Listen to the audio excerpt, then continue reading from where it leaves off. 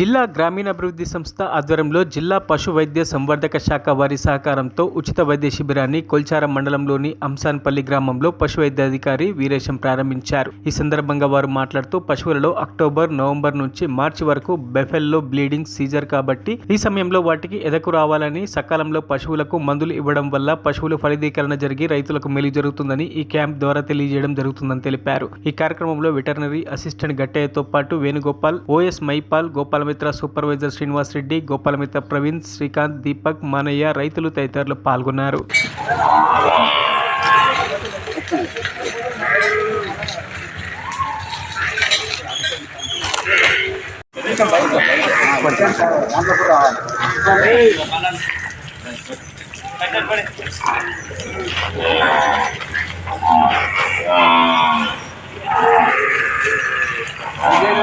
రైతులందరికీ నమస్కారం.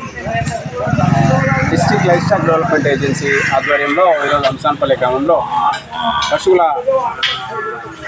ఫలదీకరణ క్యాంప్ ఏర్పాటు చేయడం జరిగింది.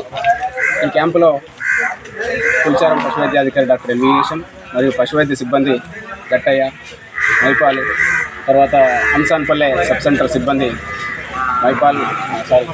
వేణుగోపాల్ పాల్గొనడం జరిగింది. ఇలాంటి పశువైద్య శిబిరాలు సర్వసాధారణంగా మాన్సూన్ స్టార్ట్ అయిన సీజన్లో అక్టోబర్, నవంబర్ సీజన్లో స్టార్ట్ చేసి మార్చి వరకు చేస్తూ ఉంటాం.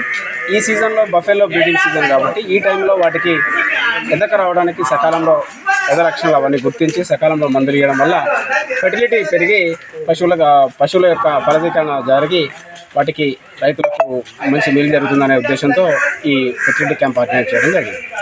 మరిన్ని అప్డేట్స్ కోసం మా ఛానల్ని సబ్స్క్రైబ్ చేయండి.